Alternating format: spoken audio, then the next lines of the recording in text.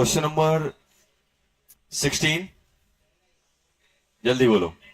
16 में correct order of ionic character of silver halide. Ionic character देखना बॉम्बे आ जाएगा, क्योंकि कैटाइन तो सेम है। एनाइन का साइज देखना। 17 देखो, इन जनरल ये अपन बॉइलिंग पॉइंट वाले क्वेश्चन हो गए, और आगे चल के अपन सॉल्विलिटी वाले मेल्टिंग पॉइंट, बॉइलिंग पॉइंट और सॉल्विलिटी वाले आगे चल के बात करेंगे। लेकिन हमें मालूम है कि इन जनरल आयनिक कंपाउंड का बॉइलिंग पॉइंट ज्यादा होता है। तो किसमें सबसे ज्यादा आयनिक कैरेक्टर है? आगरा वाले में।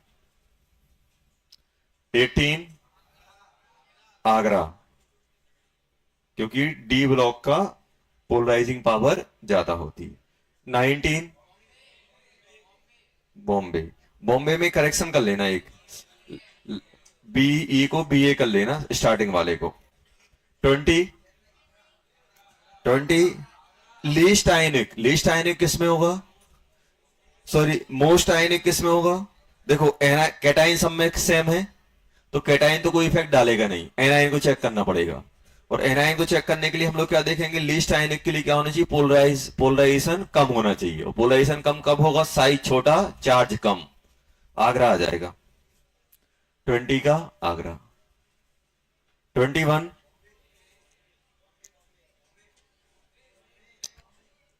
विच is the correct decreasing order of covalent character? Bombay आ गया। 22 what are the favourable condition for formation of ionic bond? अब ध्यान देना, इसमें लो बॉन्ड एनर्जी ऑफ Cl2 लिखा। अच्छे बताओ, जैसे मुझे NaCl बनाना है, ध्यान देना, क्या बनाना है? NaCl बनाना है सॉलिड। तो बताओ NaCl कैसे बनाया होगा? अब जैसे, अब मैं आपसे बोल रहा हूं, जैसे मुझे मार्कर बनाना है, तो अब मैं आपसे पूछूंगी तो रॉ मटेरियल कौन कौन सा है, तो आप बोलोगे सर प्लास्टिक लेके आना, इंक लेके आना, इसके अंदर ये टिप लग रही है वो लेके आना, ये सब सामान चाहिए पड़ेगा। और जैसे मैं आपसे बोल रहा हूं आपको NaCl बनाना है, तो आपके पास रॉ मटेरियल क्या क्या होगा? NaCl के लिए क्या क्या लगेगा? Sodium and chlorine. ये तो सोडियम नेचर में किस फॉर्म में मिलता है? सॉलिड के फॉर्म में, Na सॉलिड। यही होगा कि नहीं होगा? और क्लोरीन किस फॉर्म में मिलती है? Cl2 gas. तो हम जब किसी भी एलिमेंट को या किसी भी कंपाउंड को हम बनाते हैं, तो उसमें जो रॉ मटेरियल लगता है वो कौन से लगते हैं? एलिमेंट जो उसके अंदर है। और हमें क्या पकड़ना पड़ता है? वो किस फॉर्म में नेचर में मिल रहा है। ये हो गया। अब यहां ध्यान देना, ये बताओ Na यहां पे क्या है? 0, ये भी 0, लेकिन यहां पे क्या हो गया? +1 -1। तो अभी बताओ, जब ये यहां से यहां गया होगा तो क्या क्या चेंज आया होगा? सबसे पहले तो आप बोलोगे सर सोडियम ने इलेक्ट्रॉन लिया होगा, पहला। सेकंड नंबर पे यहाँ पे क्लोरीन बॉन्डेड है। क्या यहाँ क्लोरीन के अंदर कोवेलेंट बॉन्ड है? नहीं है, मतलब क्लोरीन क्लोरीन के बीच का बॉन्ड ब्रेक हुआ होगा। तो ये अपन को सब देखना पड़ेगा। तो सबसे पहले मुझे बताओ, सोडियम ने क्या किया? इलेक्ट्रॉन लिया। सोडियम ने इलेक्ट्रॉन लिया, तो क्या हम उसे आयनेशन एनर्जी बोल पाएंगे? नहीं बोल पाएंगे। क्यों? क्योंकि वो अभी वो सॉलिड में है। सॉरी, सोडियम ने इलेक्ट्रॉन दिया। अब सोडियम इलेक्ट्रॉन देगा, तो मुझे मालूम है कि जब इलेक्ट्रॉन निकलता है तो आई बोलते हैं। लेकिन वो आई कब डिफाइंड होती है? जब गैस में हो, लेकिन नहीं सॉलिड में। तो हम लोग क्या करेंगे, इसको जितनी भी एनर्जी इसमें इन्वॉल्व हो रही है वो सब लिख लेंगे। Na gas. ये तो सॉलिड से गैस में ला जाने के लिए जो एनर्जी लगती है उसे क्या बोलते हैं? सब्लिमेशन। और डेल्टा H एटमाइजेशन। ए मतलब एटम में कन्वर्ट करना, एटमाइजेशन। उसके बाद क्या होगा बेटा? IE आएगी कि नहीं आएगी? Na plus gas plus electron. ये इतनी प्रोसेस हो गई, सोडियम आ गया। अभी तक क्लोरीन को सबसे पहले मुझे किस में ले जाना पड़ेगा? एटम में। और क्लोरीन को एटम में ले जाने के लिए क्या लगेगा? Delta HBDE। ये डेल्टा H डिसोसिएशन एनर्जी बोल सकते हो, और बॉन्ड डिसोसिएशन एनर्जी ये लगेगी कि नहीं लगेगी? ये किस में आ जाएगा? Cl में आ जाएगा। अब यहां पे Cl कितना चाहिए था? 2, और यहां पे 1 चाहिए, और यहां पे 2, तो हाफ कर दें, बैलेंस है देखो। तो Cl आ गया। अब Cl क्या करेगा? इलेक्ट्रॉन लेगा, तो डेल्टा HEG आएगा कि नहीं आएगा? अब क्या बन जाएगा? Cl negative. Na प्लस और Cl नेगेटिव ये दोनों मिलकर क्या बना लेंगे? ये बनाएंगे। और इसमें क्या आ जाएगा? Latest energy. तो मुझे बताओ, इसमें जो एनर्जी इन्वॉल्व हो रही है वो कौन कौन सी एनर्जी इन्वॉल्व हो रही होगी? सबसे पहले आपने क्या किया? Sublimation, delta H sublimation. फिर क्या आएगा? IE1 प्लस B, या फिर क्या हो सकता हूं? Delta H dissociation. फिर क्या आएगा? डेल्टा एच ई जी, फिर क्या आएगा, लेटेस्ट एनर्जी। यही आएगा कि नहीं आएगा, इतनी एनर्जी इन्वॉल्व होगी।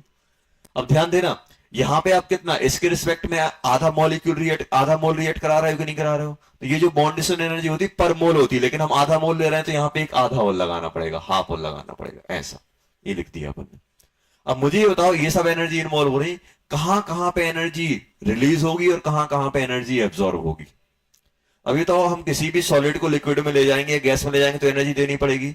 मतलब ये किस साइन का रहेगा, पॉजिटिव साइन, पॉजिटिव रहेगा मतलब रिक्वायर्ड। और आई भी हमेशा पॉजिटिव होती कि नहीं होती है, ये पॉजिटिव हो गया। डिसोसिएशन, मॉलिक्यूल को ब्रेक करना है तब भी एनर्जी देनी पड़ेगी, ये भी पॉजिटिव। ये क्या होता है, नेगेटिव। ये क्या होता है, नेगेटिव। तो ये रिक्वायर्ड है, ये कौन सी एनर्जी है, रिक्वायर्ड है, और ये कौन सी है, रिलीज। आएगी कि नहीं आएगी। तो ये तो प्रोसेस फेवरेबल कब होती है, जब आप कोई भी काम करना चाहते हो तो क्या फेवरेबल कंडीशन होगी, सर इनपुट कम लगे आउटपुट ज्यादा रहे, यही होता है कि नहीं होता है, कम खर्चा फायदा ज्यादा। तो जब भी कोई प्रोसेस होती है, एनर्जी के टर्म में बात किया है, तो भाई जो हम लगा रहे हैं वो कम हो और रिलीज ज्यादा हो, तो वो फेवरेबल कंडीशन होती है। तो अगर मैं बोलूं यार मुझे आयनिक कंपाउंड अच्छे से बनाना है, तो आप क्या बोलोगे, सर ऐसे कंपाउंड चूज करो जिसमें रिक्वायर्ड ज्यादा हो, रिलीज सॉरी रिक्वायर्ड कम हो, रिलीज ज्यादा हो। मतलब उसकी लो सब्लिमेशन हो, लो आयनाइजेशन हो, लो बॉन्ड डिस्ट्रीब्यूशन एनर्जी हो, और हायर नेगेटिव डेल्टा एच हो, या फिर हायर इलेक्ट्रॉन एफिनिटी हो, या नेगेटिव में डेल्टा एच हो, सर लेटेस्ट एनर्जी भी बहुत ज्यादा हो, तो अपना कंपाउंड बन जाएगा। अब जैसे मान लो ये कंडीशन है मेरे पास। अब जैसे मान लो मेरे पास ऐसे होता, अच्छा इसका लिख के बताओ, जैसे मान लो आपका सी सॉलिड प्लस Cl2 गैस, ये अपना किस में जा रहा है, CaCl2 सॉलिड में जा रहा है। तो मुझे बताओ, इसको देख के बताओ कौन कौन सी एनर्जी लग रही होंगी। Ca+2 में आया कि नहीं आया, क्लोरीन किस में आया, माइनस में। सबसे पहले क्या लगा होगा, जल्दी बोलो, डेल्टा एच सब्लिमेशन लगा होगा। सोडियम को आपने सब्लिमेट करा के गैस में लाए होगे, और सॉरी कैल्शियम को, कैल्शियम ने कितने इलेक्ट्रॉन निकाले, दो। तो दो निकालने के लिए कौन कौन सी एनर्जी आएंगी, IE1 प्लस IE2, यही आएगा कि नहीं आएगा। उसके बाद क्या होगा, क्लोरीन का बॉन्ड ब्रेक हुआ होगा, तो क्या लगेगा, डेल्टा एच डिसोसिएशन, और एक मोल पूरा का पूरा रिएक्ट कर रहा है, तो यहां पे क्या आ जाएगा, 1 आ जाएगा, प्लस क्या आएगा, क्लोरीन क्लोरीन क्लोरीन, ये बताओ क्या आएगा यहां पे, डेल्टा एच ई जी। और यहां पे कितने कितने क्लोरीन एटम आ रहे हैं पर मॉलिक्यूल, 2 क्लोरीन एटम आ रहे हैं। और ये सब जो डिफाइंड होते हैं पर मोल डिफाइंड होते हैं। यहां पे कितना आ जाएगा, 2 आ जाएगा। 2 क्यों आएगा, क्योंकि यहां पे जब ये 2 Cl में ब्रेक होगा और जब आप इलेक्ट्रॉन दोगे तो 2 मोल के लिए दे रहे होगे, तो यहां पे 2 आ जाएगा। और फिर क्या आएगा, lattice energy equals to delta H R, ऐसा आप इसका लिख सकते हो। समझा कि नहीं समझे, ध्यान रखना। चलो अच्छा इसका लिख के बताओ, मान लो मेरे पास है NaBr। NaBr को मैं कैसे बनाऊंगा, NaBr सॉलिड को मैं कैसे बनाऊंगा, मुझे ये बताओ। Na सॉलिड, और Br2 किस में मिलता है नेचर में, लिक्विड में, बताया था। F2 और Cl2 वंडरवॉल फोर्सेस कम होते हैं तो गैस में रहता है, Br2 लिक्विड में रहता है, और I2 सॉलिड में। I2 किस में रहता है, सॉलिड में। तो अब इसमें एक चीज और करनी पड़ेगी, क्योंकि जो इलेक्ट्रॉन गैन एंथैल्पी है वो गैसियस एटम के लिए डिफाइंड है। सबसे पहले इसको लिक्विड को किस में ले जाना पड़ेगा, गैस में। अच्छा बताओ क्या क्या एनर्जी आप लोगे, सबसे पहले इसको गैस में कन्वर्ट कराओगे, डेल्टा एच सब्लिमेशन, यहां पे हाफ आएगा। फिर क्या करोगे, IE1, एक ही इलेक्ट्रॉन निकालना है, माइनस, प्लस। अब क्या होगा, इसको लिक्विड से कहां ले जाना है, गैस में, तो क्या बोलोगे, डेल्टा एच वेपराइजेशन। और कितना ले जा रहे हो, आधा ले जा रहे हो, तो हाफ लगा देना, प्लस प्लस। उसके बाद क्या होगा, हाफ डेल्टा एच डिसोसिएशन, इसको डिसोसिएट करके एटम में ले जाना पड़ेगा। कितना एटम बनेगा, एक एटम। एक एटम के लिए क्या बन जाएगा, डेल्टा एच ई जी। प्लस लेटेस्ट एनर्जी, ये आएगा इसमें, ये डेल्टा एच आर बन जाएगा। इस पूरी इस ये जो इक्वेशन अपन लिख रहे हैं ना, इस इक्वेशन को अपन बोलते हैं बॉन्ड हैवर साइकिल। हैवर साइकिल, ये जो अपन प्रोसेस लिखते हैं बॉन्ड हैवर साइकिल, ये पढ़ेंगे आगे चल के थर्मोडायनेमिक्स, बस अपन को एक आइडिया लग गया। अच्छा बताओ, तो हमारे दिमाग में क्या होना चाहिए, रिक्वायर्ड क्या होना चाहिए, लेस, और रिलीज क्या होना चाहिए, मोर, तब फेवरेबल कंडीशन होती है। चलो समझ गए ना। तो हमेशा रिक्वायर्ड लेस होना चाहिए और रिलीज मोर होना चाहिए, तब अपन फेवरेबल कंडीशन बोलेंगे।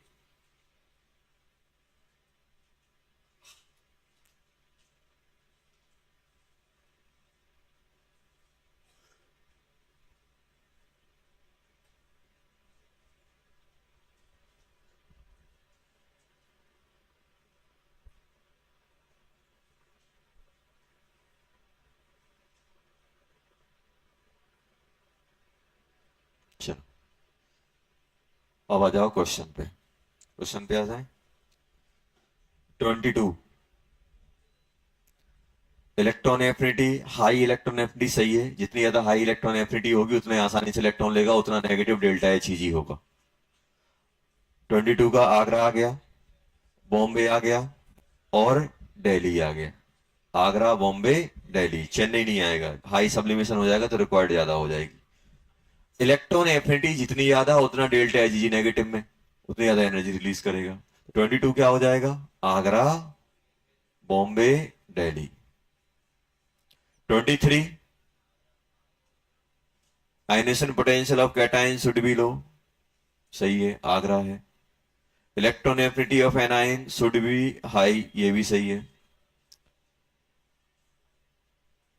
हाई लेटेस्ट एनर्जी, ये भी सही है। Energy release greater than energy observe, गलत हो गया, क्या हो गया, आगरा, बॉम्बे, चेन्नई। 24, ये तो हाइड्रेशन क्या होता है अपन ने पढ़ा हुआ है, हाइड्रेशन, किसी भी आयन का हाइड्रेशन क्या होता है, किसी भी आयनिक कंपाउंड को हम पानी में डालना है, ये तो ये सॉलिड है कि नहीं है, जैसे ही हम इसे पानी में डालेंगे तो क्या होगा, इनके बीच के जो ये किस में कन्वर्ट हो जाएंगे, Na+ aqueous and Cl- aqueous, इसमें कन्वर्ट होंगे कि नहीं होंगे बेटा। अब मुझे ये बताओ कि अभी ये पास पास थे कि नहीं थे, तो इसका मतलब क्या है कि सोडियम को किसने घेर लिया, सोडियम को पानी ने घेर लिया है, किसने घेर लिया है, पानी ने सराउंडेड कर लिया है ऐसे ऐसे करके, जिसको हम हाइड्रेशन बोलते हैं, हम लोगों ने पीरियड टेबल में पढ़ा था हाइड्रेशन एनर्जी। तो मुझे बताओ, जब ये हाइड्रेशन हो रहा है, मतलब जब आयनिक कंपाउंड पानी में डिजोल्व होता है तो उसको बोलते हैं हाइड्रेशन। तो मुझे उससे बताओ क्या क्या हो रहा है, NaCl के बीच का अट्रैक्शन ब्रेक हो रहा है कि नहीं हो रहा है, देखो। अब ये जब ये डिजोल्व होते हैं तो एनर्जी निकलती है, डेल्टा एच क्या होता है बेटा, नेगेटिव। जब ये हाइड्रेशन होता है, जब ये हाइड्रेशन होता है तो इनके बीच में अट्रैक्शन आता है कि नहीं आता है, और अट्रैक्शन सोडियम और वाटर के बीच में आएगा, क्लोरीन और वाटर के बीच में आएगा, अट्रैक्शन लगेगा तो एनर्जी रिलीज होगी।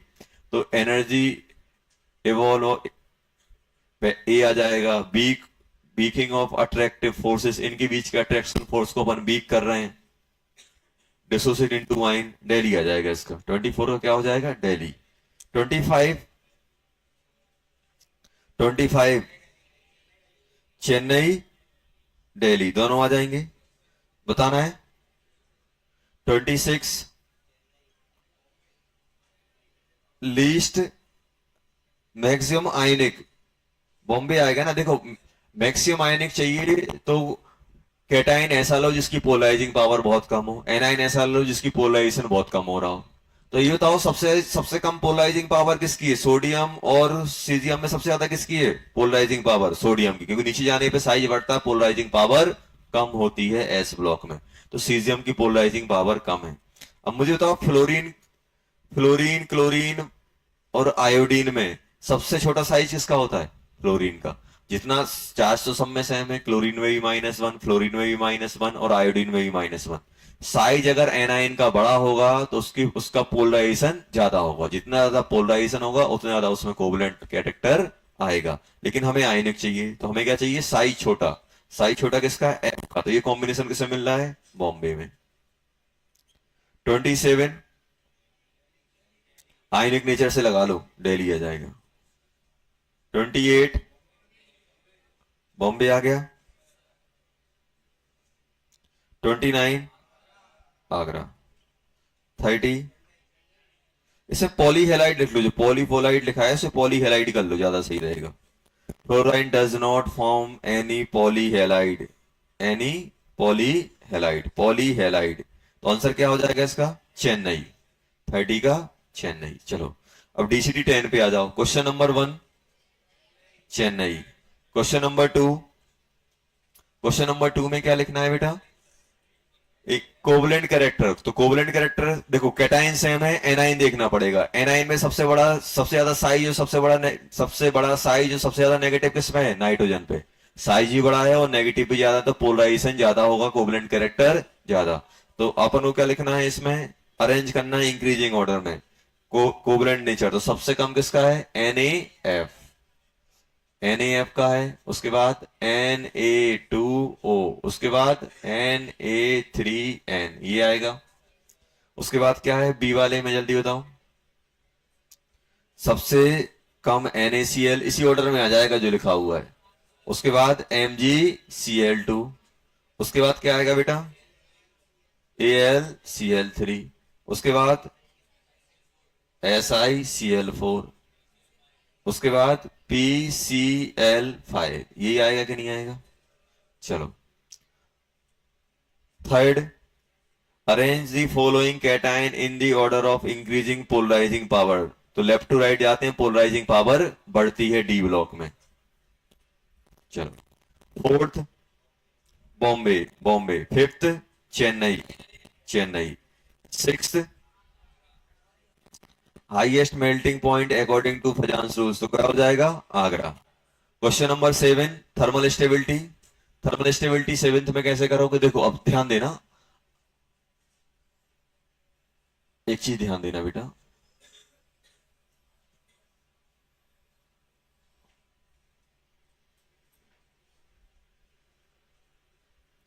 आपको बताया था थर्मल स्टेबिलिटी।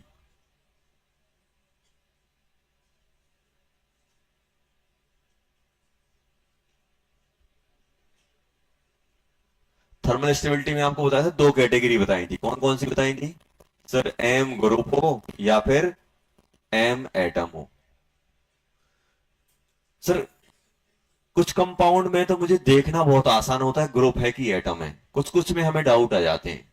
जैसे सर ये तो कोई बच्चा बच्चा बता देगा NaCl, सर एनाइन एटम ही है, एनाइन एटम ही। सर इसमें दिक्कत हो जाती है, MgCl2। सर ये दो एटम है, दो हैं, अब ये एटम में ले कि ग्रुप में ले, एटम में ले कि ग्रुप में ले। यहां तो सबसे पहले आपको क्या करना है, सबसे पहले इसको ब्रेक करना है आयोनिक फॉर्म में। क्या करना है, Na+ और Cl-। साक्षात दिख रहा है सिंगल एटम है। सर ये कैसे ब्रेक होगा, Mg+2।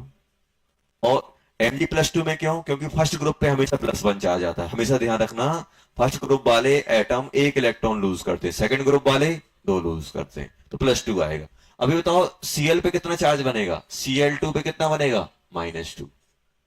अब एक चीज ध्यान देना, अब ये सर ये एटॉमिक फॉर्म में है कि ग्रुप में है। सबसे सिंपल तरीका है, आप क्या करो, इनको एटम में मान लो कि ये एटम में है, एटम में माना, तो ये बताओ इस पे कितना कितना चार्ज आएगा, -1 -1। अगर ये एटम में मानने पे अगर इनका ऑक्टेट कंप्लीट हो रहा है तो ये एटॉमिक फॉर्म में है, और अगर नहीं हो रहा है तो फिर ये कंबाइंड फॉर्म में है। समझ में आया क्या बोल रहा हूं। मुझे बताओ क्लोरीन पे कितने इलेक्ट्रॉन होते हैं, 7, और एक नेगेटिव आ गया 8, मतलब ये किसमें है, एटॉमिक फॉर्म में। क्या बोला, समझ में आया। एनाइन कैटाइन को अलग अलग कर लो, अलग अलग कर लिया। अब आपको ये दिक्कत हो रही है कि सर ये एटॉमिक फॉर्म में है या नहीं है, तो सिंपल तरीका क्या है, उसको एनाइन को एटॉमिक फॉर्म में मान के बराबर बराबर चार्ज डाल दो। बराबर बराबर चार्ज डाल के अगर हर एक एटम का ऑक्टेट कंप्लीट आ रहा है मतलब वो एटॉमिक फॉर्म में है। मतलब इसको अपन ऐसा नहीं लिखेंगे, अब ये इसका भी ऑक्टेट कंप्लीट है, इसका भी ऑक्टेट कंप्लीट है। मुझे बताओ कितना हो जाएगा, 2Cl नेगेटिव। बना के नहीं बना? तो अब ये किस कैटेगरी में आएगा, ग्रुप वाले में आएगा कि एटम वाले में आएगा? एटम। अब जैसे मैं आपसे बोल रहा हूं ऐसा है मेरे पास बेटा, ध्यान दो यहां पे MgO है, बताओ क्या होगा? MgO है, किसमें ब्रेक करोगे? Mg+2 प्लस O-2, सिंपल दिख रहा है। जैसे मान लो मेरे पास ऐसा दिया है Na2O2, ऐसा दिया है बेटा। अब हम फंस गए कि सर ये एटॉमिक फॉर्म में रहेगा कि आपका ग्रुप के फॉर्म में रहेगा। तो कैसे करोगे इसे? Na पे कितना आएगा, +1, और 2 Na है तो कितना आएगा, +2 आएगा कि नहीं आएगा? ये +2 देगा तो O2 पे कितना आएगा, O2 पे कितना आएगा, -2। O2 पे कितना आ रहा है, -2। अब मुझे नहीं पता कि ये एटॉमिक में है कि आपका मॉलिक्यूलर फॉर्म में, तो चुपके से बगल में लिख लेना है, किसी को पता ना चले। ऐसा लिखा ऑक्सीजन, ऑक्सीजन। -1 इस पे आएगा, -1 इस पे आएगा। अच्छे बताओ, -1 देने पे क्या ऑक्टेट कंप्लीट हो रहा है? क्या ऑक्टेट कंप्लीट हो रहा है? नहीं हो रहा है। कितने हो रहे हैं, 7। 7 हो रहे हैं, एक कम पड़ रहा है, मतलब एक एक जो कम पड़ रहा है उसको बराबर करने के लिए इनके बीच में एक एक बॉन्ड रहा हुआ है ऐसा। मतलब अगर ऐसा एक एक नेगेटिव देगा, 7 इलेक्ट्रॉन बचे कि नहीं बचे? 7 कैसे आए, 6 बैलेंसी के होते हैं, एक नेगेटिव, 7 हो गया कि नहीं हो गया? तो क्या इसका ऑक्टेट कंप्लीट है? नहीं है। ऑक्टेट कंप्लीट नहीं है मतलब ये इसी फॉर्म में रहेगा, और इसी फॉर्म में रहेगा मतलब ये किस कैटेगरी में आएगा, Mg की कैटेगरी में आएगा। समझ गए ना? अब जैसे मान लो अपने पास ऐसा है CaH2, ऐसा आ गया। अब आपसे बोला जाए कि ये H2 किस में, एटॉमिक फॉर्म में है कि मॉलिक्यूलर फॉर्म में? तुरंत क्या करेंगे, ब्रेक करेंगे। क्या करना है, पहली स्टेप क्या है, आयन को ब्रेक कर लेना है, Ca+2 और H2-2। ये बना के नहीं बना? चुपके से बगल में हाइड्रोजन हाइड्रोजन लिखना है और एक एक इलेक्ट्रॉन दे देना है। ये तो हाइड्रोजन में ऑक्टेट ऑक्टेट के लिए बात होती है कि डुप्लेट के लिए? डुप्लेट के लिए। डुप्लेट कंप्लीट है मतलब ये किस में है, एटॉमिक फॉर्म में। और एटॉमिक फॉर्म में है तो कैसे लिख दोगे, 2H नेगेटिव। दोनों में डिफरेंस समझ में आता है? सबसे पहले इन दोनों में डिफरेंस समझ में आता है कि नहीं? ये और 2H समझ में आ रहा है? इसका मतलब क्या है, ये कंबाइन है, और इसका मतलब क्या है, H+H। इसका मतलब H+H नहीं है, ये H+H नहीं है, H बॉन्डेड H है। समझ में आया?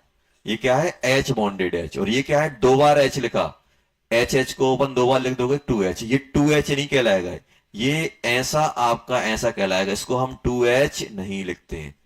जब भी एटम आपस में कंबाइन होते हैं तो वो नंबर नीचे डाल दिया जाता है। ये नंबर क्या डिनोट करता है, कंबाइन है, और ये नंबर डिनोट क्या करता है, अलग अलग है।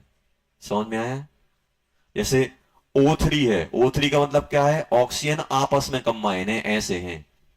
O3 का मतलब ये नहीं है कि 3 ऑक्सीजन, ये नहीं है। अगर ये कंबाइन फॉर्म में होते हैं तो इसको अपन नीचे डाल देते हैं, अलग अलग होते हैं। अगर ऐसे ऑक्सीजन होते 3 ऑक्सीजन तो फिर क्या लिखते हैं इसको अपन, 3O लिखते। क्या लिखते, 30 नहीं, 3O। 3O ऐसा नहीं लिखेंगे, O3 ये नहीं लिखा जाएगा। O3 मतलब क्या हो जाए, कंबाइन फॉर्म। तो ये छोटी छोटी चीजें हैं जो आपको बचा सकती हैं। चलो अब जल्दी सेवेंथ वाला देखो, अब सेवेंथ वाला देखो जल्दी, सेवेंथ वाला देखो। समझ गए ना? इसमें क्या करते थे हम, Mg वाले में क्या करते थे, जल्दी बताओ, Mg वाले में क्या करते थे, थर्मल स्टेबिलिटी किससे देखते थे, percentage thermal stability inversely proportional to polarising power.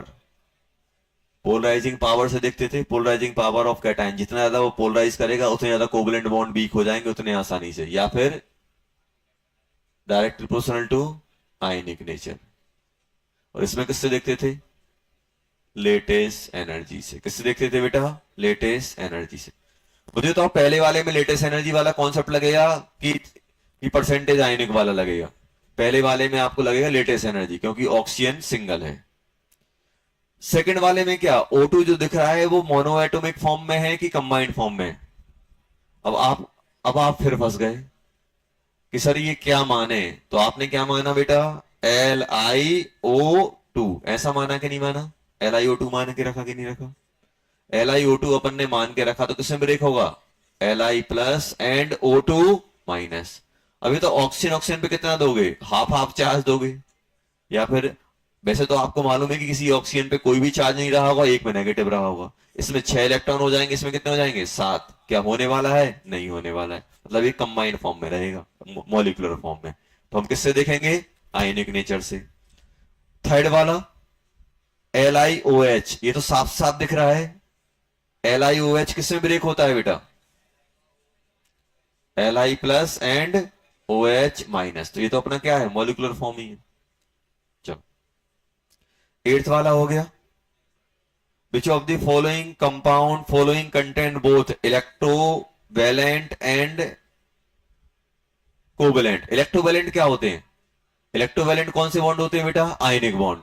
देखो, CH4 में सभी कोवलेंट है, कार्बन और हाइड्रोजन किससे कनेक्ट है? कोवलेंट से। H2O2 में भी कोवलेंट होता है। NH4Cl में क्या होता है? NH4 प्लस और Cl माइनस। NH4 प्लस, क्या लिखते हैं बेटा? NH4 plus Cl minus. ये NH, इनके बीच में जो इंटरेक्शन है वो कौन सा है? आयनिक वाला है। और इनके बीच में जो नाइट्रोजन और हाइड्रोजन में कौन सा है? कोवलेंट। तो NH4 Cl में आयनिक बॉन्ड भी है और कोवलेंट बॉन्ड भी है। नाइन्थ वाला, हाईएस्ट बॉइलिंग पॉइंट बॉम्बे का आ जाएगा, ये अपन आज डिस्कस कर लेंगे। इन जनरल आयनिक कंपाउंड का ज्यादा होता। क्या सिक्स्थ वाले में क्या, जितना ज्यादा आयनिक नेचर रहेगा उतना ज्यादा आपका मेल्टिंग पॉइंट आ जाएगा। क्या? हाँ, NaCl रहेगा ना आयनिक नेचर सबसे ज्यादा। चलो,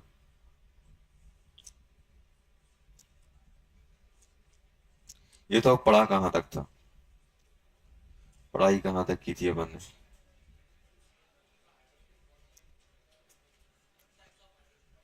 टाइप ऑफ हाइड्रोजन बॉन्डिंग कर लिए थे अपन। Ortho para, ortho nitrophenol para nitrophenol वाला एग्जांपल हो गया था।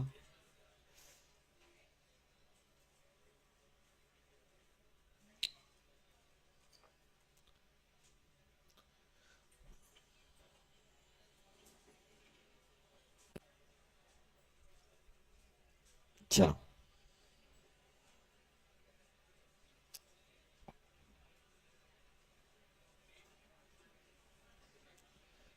तो नेक्स्ट अपन पढ़ेंगे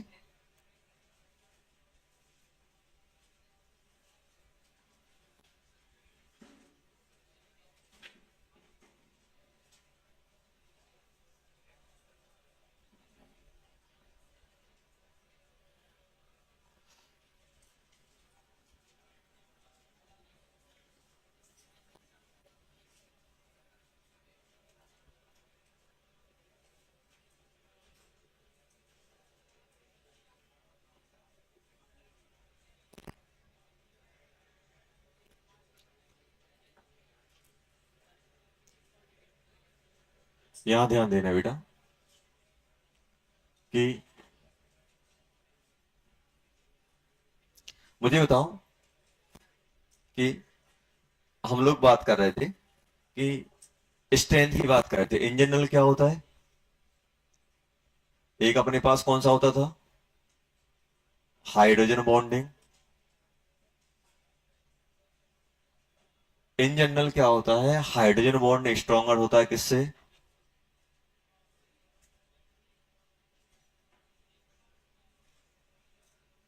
वेंडरवॉल फोर्सेस से।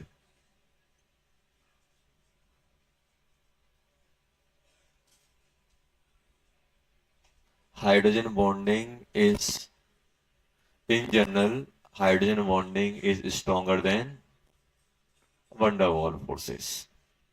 Van der Waals forces, hydrogen bonding is stronger than van der Waals forces. अब एक चीज और होती है कि अगर अपने पास,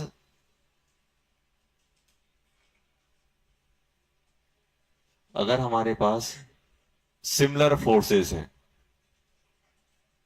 तो जो जो भी हम मेल्टिंग पॉइंट और बॉइलिंग पॉइंट की बात करेंगे, इन जनरल बॉइलिंग पॉइंट ज्यादा देखा जाता है। डायरेक्टली प्रोपोर्शनल टू क्या होता है? Attract, molar mass, molar mass, molar mass. पहला पॉइंट आप ये चेक करना, अगर सिमिलर फोर्सेस हैं मान लो एक में एल्कोहल की हाइड्रोजन बॉन्डिंग हो रही है, दूसरे में भी एल्कोहल की हाइड्रोजन बॉन्डिंग हो रही है, फिर भी आपको कंपेयर करना है कि इसका मेल्टिंग बॉइलिंग पॉइंट ज्यादा है। मेल्टिंग और बॉइलिंग पॉइंट किसका ज्यादा था, मोलर मास से आप चेक करोगे। मोलर मास से हम लोग चेक कर रहे होंगे। अब कहीं कहीं क्या होगा कि इन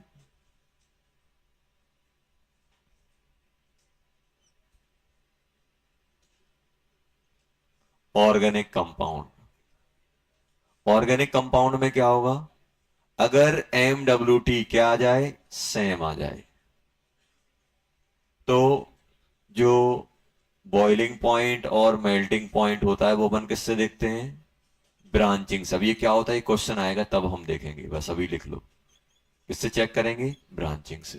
तो ये अपन को फैक्टर ध्यान रखना है।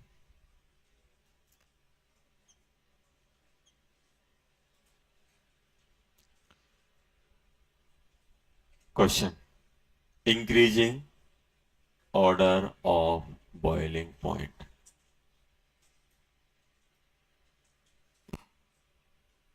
और मुझे मालूम है एक चीज और रहती है बेटा, कि जितने ज्यादा बॉइलिंग पॉइंट होगा उतना ज्यादा अट्रैक्टिव फोर्स रहे होंगे, तो उतना कम वो वेपर में जाएगा। और ये याद रखना, बॉइलिंग पॉइंट और वेपर प्रेशर का इन्वर्सली का वो रहता है। अगर मॉलिक्यूल्स में अट्रैक्शन ज्यादा होंगे तो ज्यादा टेम्परेचर पे बॉयल होगा, वेपर में कम जाएगा, वेपर में कम जाएगा तो वेपर प्रेशर कम लगेगा, वेपर प्रेशर कम लगेगा।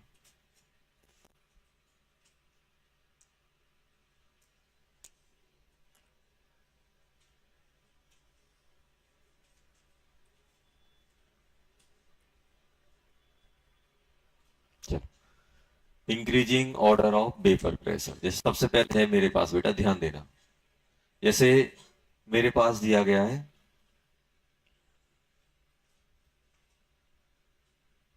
CH4, C2H6, C3H8, C4H10, पहला क्वेश्चन। दूसरा दूसरा क्वेश्चन है मेरे पास CH3OH,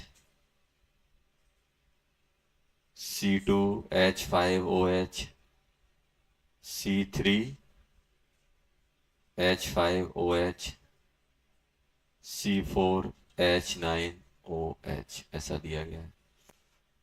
थर्ड थर्ड है मेरे पास CH3OH, CH3, CH2, CH3, CH3, CH2, CH3।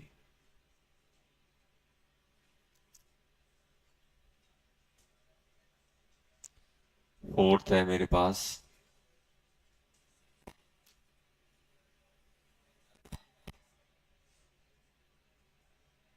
Oxygen. चलो,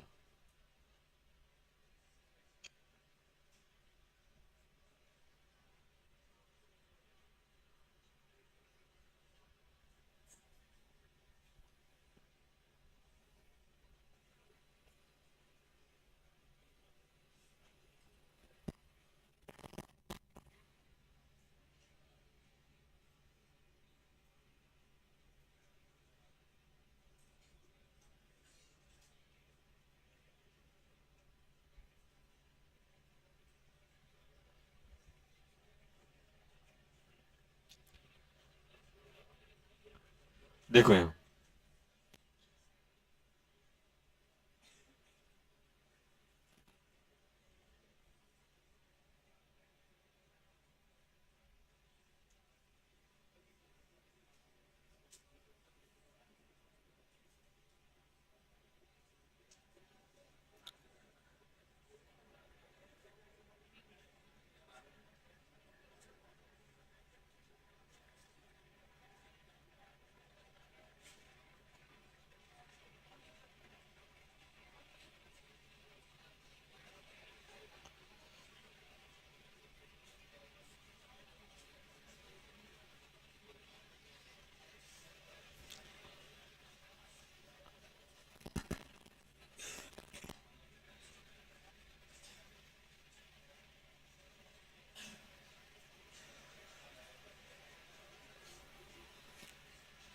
चलो देखो यहां कैसे करोगे, बहुत आसान है करना। कैसे, देखो यहां पे बेटा, मुझे ये बताओ, इसमें क्या कोई हाइड्रोजन बॉन्डिंग हो रही है? किस टाइप के फोर्स है इसमें? लंदन फोर्सेस, सबसे लास्ट वाला बताया था। एक बताया था डाइपोल डाइपोल, एक डाइपोल इंड्यूस, एक इंस्टेंटेनियस डाइपोल इंड्यूस डाइपोल। वो कौन में होता था? Non polar non polar. ये भी नॉन पोलर है। इस सभी में किस टाइप के फोर्स हैं? London forces. इसमें भी कोई पोलैरिटी नहीं है, इसमें भी कोई पोलैरिटी नहीं होती, कार्बन हाइड्रोजन के बीच में कोई पोलैरिटी नहीं होती। तो सब में कैसे हैं? London forces. सिमिलर टाइप के फोर्स हैं। मेल्टिंग और बॉइलिंग पॉइंट किस पे डिपेंड करेगा? मोलर मास से। जो जितना ज्यादा मास कैरी करेगा उसको लिफ्ट करने के लिए, बॉयल करने के लिए, मेल्ट करने के लिए ज्यादा एनर्जी की रिक्वायरमेंट होगी। और ज्यादा एनर्जी की रिक्वायरमेंट होगी तो आपको क्या करना पड़ेगा? यहाँ पे आपको ज्यादा टेम्परेचर देना पड़ेगा। तो बॉइलिंग पॉइंट क्या हो जाएगा? ज्यादा। तो आंसर क्या आएगा? ये आएगा। ये आया कि नहीं आया? आ रहा था क्या? ये कितने बच्चों का सही आया था ये? बाकी गलत कितने का हुआ था? करा किसी ने नहीं है। देखो, गलत करो ये मैटर नहीं करता कि गलत है कि सही है, मैटर ये करता है कि अपन ने किया है कि नहीं किया। सही किया तब भी दिमाग में रहेगा कि सही किया था, गलत किया तब भी दिमाग में रहेगा कि गलत किया था। कुछ नहीं किया तो फिर दिमाग में नहीं रहेगा। कभी कभी चीजें अपने दिमाग में इसलिए रह जाती हैं क्योंकि यार ये गलत किया था मैंने, क्लास में गलत किया था, तो वो दिमाग में रह जाता है कि यार ये सही इसका ये था।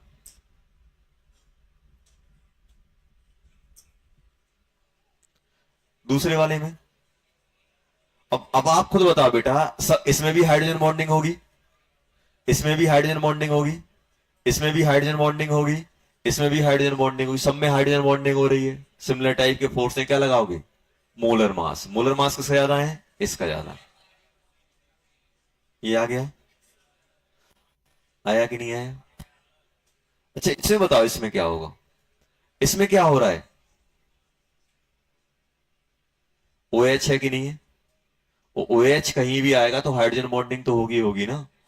क्योंकि एक मॉलिक्यूल का हाइड्रोजन और दूसरे मॉलिक्यूल का, ये इसको अपन आर मतलब एल्काइल ग्रुप बोल देते हैं, कार्बन को आर लिख देते हैं। और एक मान लो दूसरा ऐसा आ गया, तो इनके बीच में इंटरेक्शन आएगा कि नहीं आएगा? जल्दी बताओ, इनमें इनमें क्या होगा? इसमें एच बॉन्ड हो रहा है, इसमें कौन सा है? London forces. इसमें कौन सा है? Dipole dipole interaction. Dipole dipole कौन सा कहलाता है? डिवाई फोर्सेस। डिवाई ने की सम फोर्सेस। इनमें बताओ, इनमें इसको अगर मैं 1 बोल दूं, इसको 2 बोल दूं, इसको 3 बोल दूं, तो सबसे ज्यादा कौन सा होगा? 1। सबसे ज्यादा 1, 1 के बाद 3, 3 के बाद 2। सही एकदम, समझ गए? सबसे ज्यादा 1 हाइड्रोजन बॉन्डिंग, फिर डाइपोल डाइपोल इंटरेक्शन की सम फोर्सेस, और सबसे कम लंदन फोर्सेस। चलो इसके बाद आ जाओ फोर्थ पे। इसमें कोई हाइड्रोजन बॉन्डिंग है? देखो यहां पे कोई हाइड्रोजन बॉन्डिंग है? नहीं है सर। इसमें है क्या? इसमें है क्या? NH2 भी तो हाइड्रोजन बॉन्डिंग में जाता है, नाइट्रोजन के पास लोन पेयर भी है, हाइड्रोजन भी है। OH भी हाइड्रोजन बॉन्डिंग में जाएगा। लेकिन स्ट्रॉन्ग हाइड्रोजन बॉन्ड कौन बनाता है? ऑक्सीजन। तो आंसर क्या हो जाएगा? सबसे ज्यादा सेकंड, सेकंड के बाद थर्ड, थर्ड के बाद फर्स्ट। यही आएगा। Second third first, second third first.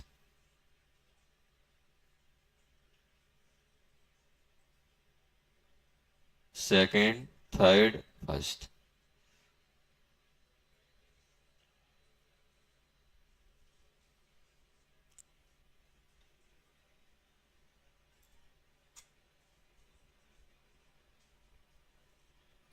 Second third first. इसमें क्या करोगे? हाइड्रोजन नॉन पोलर होता है, ड्यूटेरियम डी का बॉन्ड, ये क्या होता है? हाइड्रोजन आइसोटोप होता है कि नहीं होता? हाइड्रोजन का आइसोटोप ड्यूटेरियम। ड्यूटेरियम क्या होता है? हाइड्रोजन का आइसोटोप। ये भी नॉन पोलर, ये भी नॉन पोलर, ये भी नॉन पोलर। क्या करोगे फिर? सेम टाइप के फोर्स हैं। मोलर मास, मोलर मास किससे ज्यादा होता है? टी। तो आंसर क्या हो जाएगा? ये आ जाएगा डायरेक्ट। ये बताओ, ये बताओ, सेम, सबके बराबर। ये भी नॉन पोलर, ये भी नॉन पोलर, ये भी नॉन पोलर, ये भी नॉन पोलर। वेट किससे आता है, I2 का। अभी बताया था ये सॉलिड होता है, ये लिक्विड होता है, ये गैस, ये भी गैस। कलर बता सकते हो, F2 येलो, पेल येलो बताया था, इसका ग्रीनिश येलो, इसका रेड ब्राउन, इसका वॉयलेट ब्लैक। बताए थे कि नहीं बताए थे? हाँ, ध्यान रखना कलर। चलो, Br2Cl2। और ये जो कलर होते हैं किसकी वजह से होते थे, बताया था ना, होमो ट्रांजिशन। Br2Cl2I2, ये क्या है अपना, नॉन पोलर। ये भी क्या है, नॉन पोलर। और ये क्या है, पोलर। क्लोरीन और आयोडीन, इलेक्ट्रोनेगेटिव कौन ज्यादा होता है, क्लोरीन। तो ये क्या बन जाएगा, ये डाइपोल बन जाएगा। डाइपोल है कि नहीं है?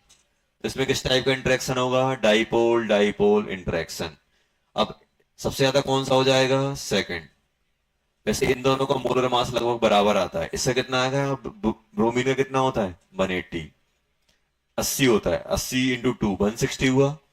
इसका कितना होता है, आयोडीन का 127 और इसका 35 लगभग इसी के आसपास पहुंच रहा है, 160 के आसपास। मोलर मास बराबर है, लेकिन इसमें क्या हो रहा है, डाइपोल डाइपोल इंटरेक्शन ज्यादा वेरी करेगा। फिर कौन सा हो जाएगा, फर्स्ट और सबसे कम थर्ड, ये आ गया। तो इस टाइप से अपन कर ले जाएंगे, कोई ज्यादा कोई टफ क्वेश्चन नहीं होते हैं, ज्यादा कोई टफ क्वेश्चन नहीं होते। चलो,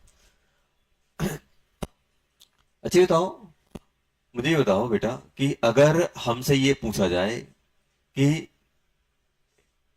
ये एक ये दिया, एक ये दिया और एक आयनिक कंपाउंड दिया, चलो एक और लिख लो, एक आयनिक कंपाउंड होता तो। आयनिक कंपाउंड में इंटरेक्शन सबसे ज्यादा लगता है, क्यों लगता है, आयनिक कंपाउंड में सबसे ज्यादा इंटरेक्शन क्यों लगता है, क्यों लगता है? क्योंकि वो फुल चार्ज होते हैं यार। देखो इन सब में क्या है, डेल्टा चार्ज में अट्रैक्शन है। जैसे डाइपोल है, डाइपोल में partial negative partial positive, partial positive partial negative, ऐसा अट्रैक्शन है कि नहीं, ये अट्रैक्शन है कि नहीं है? हाइड्रोजन बॉन्ड भी तो एक पार्शियल चार्ज का अट्रैक्शन, इसमें लॉन पेयर अट्रैक्शन दे रहा है। और आयनिक बॉन्ड में क्या हो रहा है, Na+Cl-। अब सोच के बताओ कि फुल चार्ज ज्यादा अट्रैक्शन लगाएगा कि पार्शियल चार्ज ज्यादा अट्रैक्शन लगाएंगे, फुल चार्ज। तो आयनिक बॉन्ड, अगर कोई एक आयनिक कंपाउंड दिया जाए, किसी में हाइड्रोजन बॉन्डिंग हो रही है, किसी में नॉर्मल फोर्स, सबसे ज्यादा मेल्टिंग बॉइलिंग पॉइंट कौन कैरी करेगा, आयनिक कंपाउंड। सबसे ज्यादा melting boiling point given compound में कौन कैरी करेगा, आयनिक कंपाउंड। उसके बाद हाइड्रोजन बॉन्डेड इन जनरल, उसके बाद अपने पास जो नॉर्मल फोर्सेस है वो आ जाएंगे। अब लास्ट वाला क्वेश्चन देखो आप, जो आपका DCT-10 का लास्ट वाला क्वेश्चन है, अब हो जाएगा आराम से। जैसे मान लो फॉर एग्जांपल मैं आपसे बोल रहा हूं यार, ऐसा दे दिया, एक दे दिया क्या, NaCl दे दिया, एक NaCl दे दिया, एक दे दिया आपको H2O, और एक दे दिया आपको CH4। अब आपसे बोला जाए कि इनका यार बॉइलिंग पॉइंट बता दो, क्या होगा, बॉइलिंग पॉइंट कौन से नंबर का, 6th नंबर में है, 7th नंबर में, 7th नंबर में, जल्दी बताओ क्या होगा। सबसे ज्यादा कौन सा हो जाएगा, NaCl, क्योंकि आयनिक कंपाउंड है, इसमें क्या होगी, हाइड्रोजन बॉन्डिंग। इसमें क्या होगा, नॉर्मल वन डार वाल फोर्सेस। तो ये ऑर्डर आ जाएगा,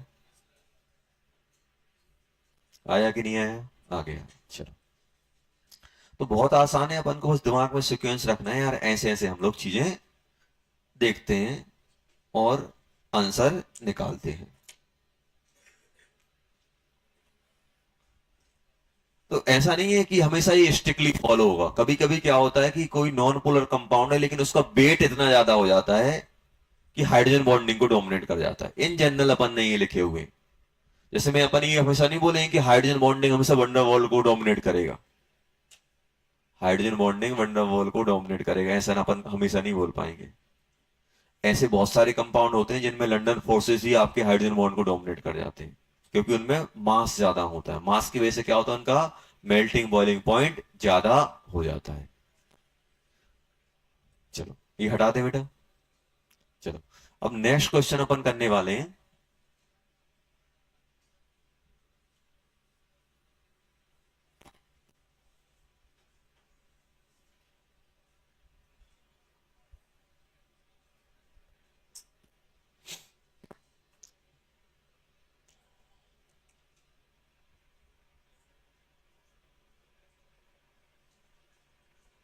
melting point, boiling point,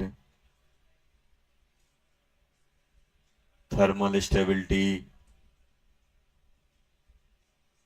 acidic, basic nature of, acidic basic nature of 14, 15, 16 and 17 group hydride. ये सब पूरे क्वेश्चन एक साथ अपन निपटाएंगे। तो सबसे पहले हम लिख लेते हैं कौन से 14 ग्रुप के हाइड्राइड कौन कौन होगा। CH4, जल्दी बोलो, नाम बोलो। कार्बन के बाद क्या आता है? कार्बन के बाद क्या आता है? हाँ, CH4 रहेगा हाइड्राइड 14 ग्रुप का। और कौन सा रहेगा? SiH4। उसके बाद GeH, याद है?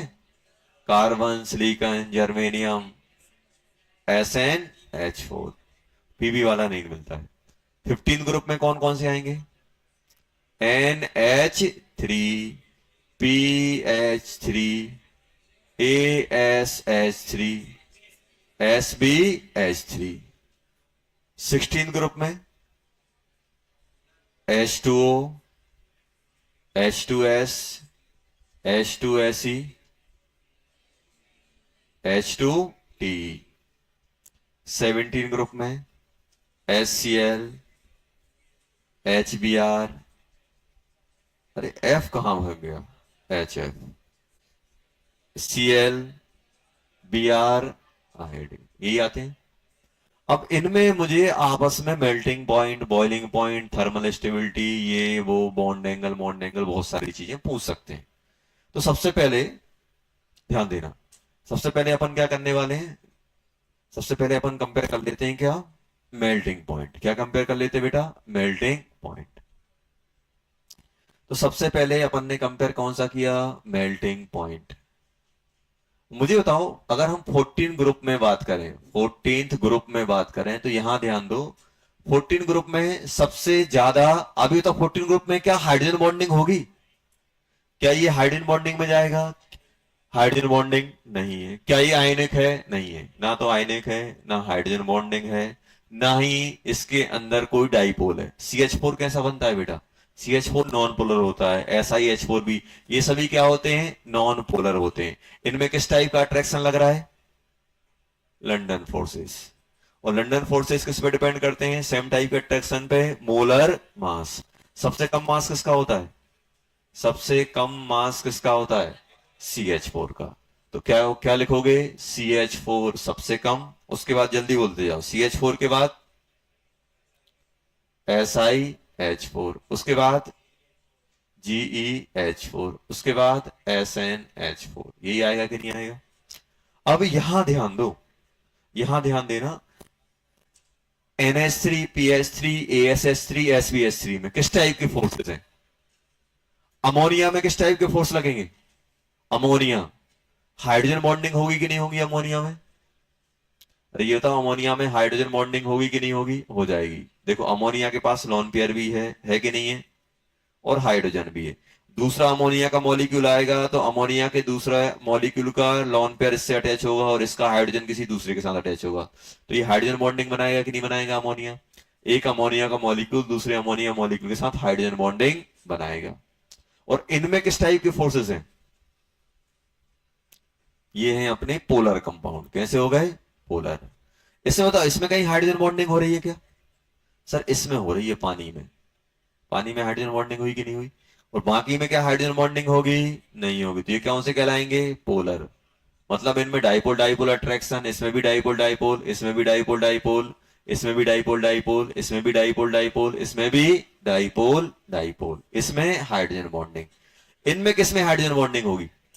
HF में होगी। HCl में होती है? नहीं होती। अपन ने बोला था कि क्योंकि हाइड क्लोरीन लॉन पेयर दे सकता है, लेकिन क्लोरीन का हाइड्रोजन हाइड्रोजन बॉन्डिंग में नहीं जा सकता है। इसमें होगी क्या? होगी।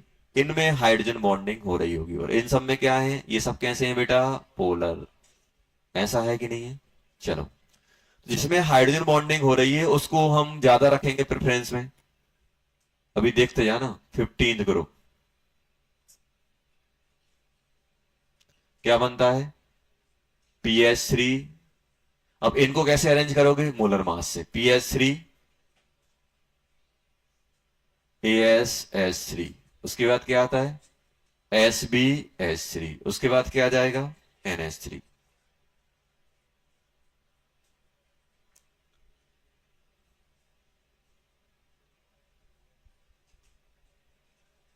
सिक्सटीन ग्रुप क्या आएगा? H2S H2Se, उसके बाद जल्दी बोलो H2T, और सबसे ज्यादा H2।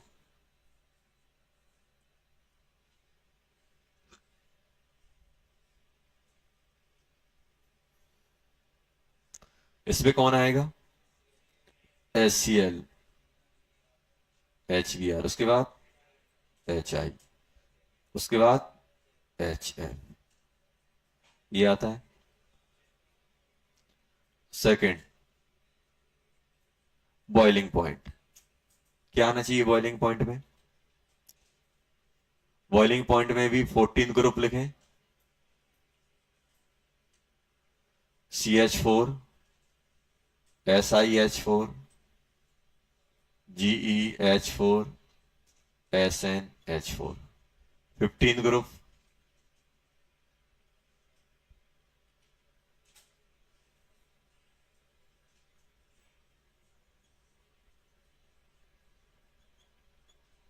क्या आ जाएगा? 16 group.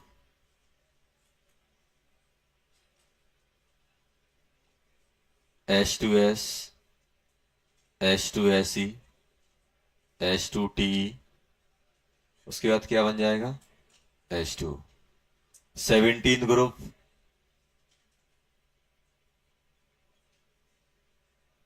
HCl HBr HI and HF, ऐसा है। तो जो दिमाग में क्या रखना है हमें बेटा? दिमाग में मुझे ये रखना है, जहां पर भी हाइड्राइड में जिसमें भी हाइड्रोजन बॉन्डिंग हो रही है उठा के सबसे ज्यादा कर देना है। बस एक चीज ध्यान, देखो दोनों सेम तो है नहीं है, लग रहा है भी सेम, इनमें थोड़ा सा चेंज होगा। सेम होता तो फिर मैं लिख देता हाइड्रोजन बॉन्डिंग वाले को सबसे आगे लिख दो, बाकी से। अब ध्यान देना, ये तो अपना एक एक्सपेक्टेड ऑर्डर है। सर इनमें हाइड्रोजन बॉन्डिंग हो रही तो ये अपने ग्रुप में सबसे ज्यादा अट्रैक्शन कैरी कर रहे होंगे, इनके लिए मेल्टिंग बॉइलिंग पॉइंट इनका ज्यादा आएगा। लेकिन आपको एक कॉन्सेप्ट बताया था कि जब सॉलिड होती है तो सॉलिड में क्या होता है? HF में एक HF के दूसरे HF के जो लोन पेयर होते हैं उनमें रिपल्सन लगता है, और रिपल्सन की वजह से क्या होता है? फोर्स वीक हो जाता है, और फोर्स वीक होगा तो आसानी से मेल्ट हो जाएगा कि नहीं होगा? फोर्स वीक किस में होता है? सॉलिड HF सॉलिड में, क्योंकि मॉलिक्यूल पास पास होते हैं।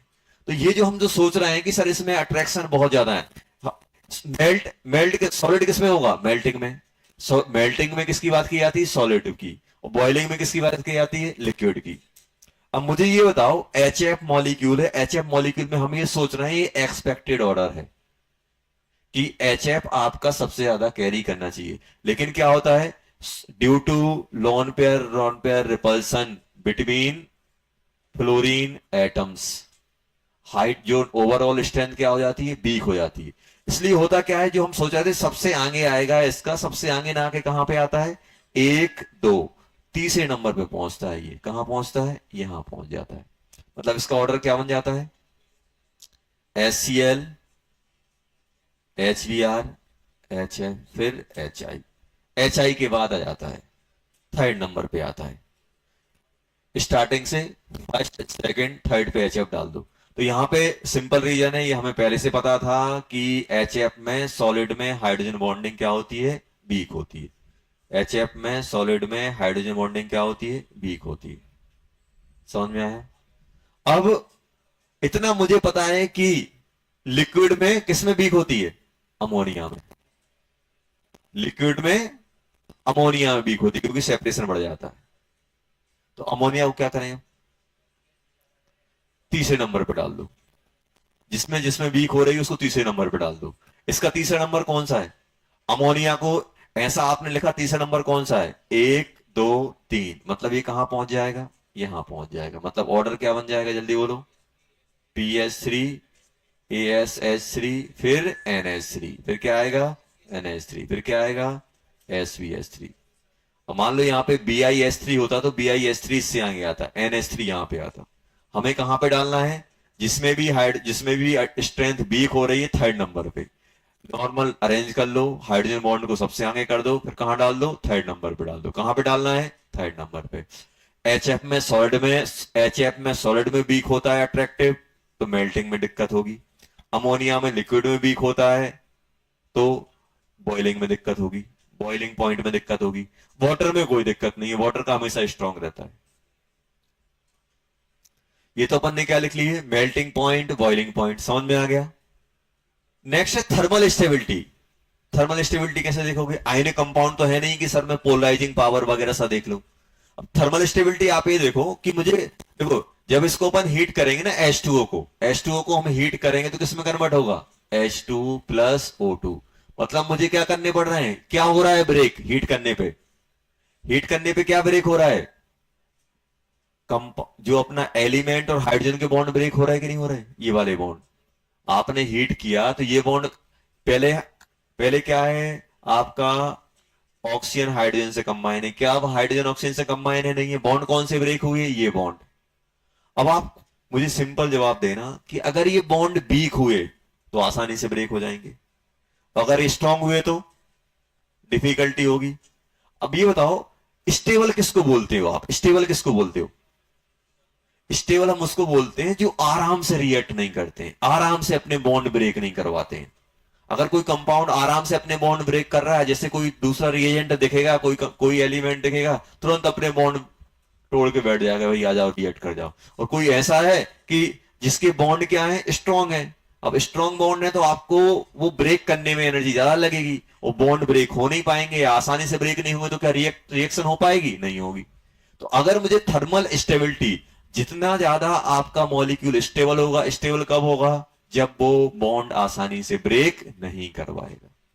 अब आप सोच के बताओ कि ऑक्सीजन और हाइड्रोजन का बॉन्ड ज्यादा स्ट्रांग है, कि सल्फर और हाइड्रोजन का ज्यादा है, कि सेलेनियम और हाइड्रोजन का बॉन्ड ज्यादा स्ट्रांग है। तो आप तो सिंपल जवाब दे दोगे, सर हाइड्रोजन का कौन सा होता है 1s, ऑक्सीजन कौन सा होता है 2p, हाइड्रोजन कौन सा होता है 1s, सल्फर कौन सा होता है 3p, हाइड्रोजन कौन सा होता है 1s, सेलेनियम कौन सा होता है 4p। मुझे तो सबसे ज्यादा स्ट्रेंथ किसकी है, बताया था सेल नंबर जितने छोटे होंगे बैलेंस बॉन्ड थ्योरी में, उतनी ज्यादा स्टेबिलिटी आएगी कि नहीं आएगी। ये 1s2p की ओवरलैपिंग है, ये 1s2p की ओवरलैपिंग है, ये 1s4p की ओवरलैपिंग है। तो सबसे ज्यादा स्ट्रॉन्ग कौन सा बॉन्ड रहेगा, ऑक्सीजन वाला। तो सबसे ज्यादा डिफिकल्ट क्या हो, सबसे ज्यादा डिफिकल्ट किसको होगा बॉन्ड ब्रेक करना, इस वाले को। अब आप खुद देखते जाओ बेटा, आप यहां से यहां जा रहे हो तो ये जो आपका जो एलिमेंट चेंज हो रहा है उसका साइज बढ़ता जा रहा है कि नहीं बढ़ता जा रहा है।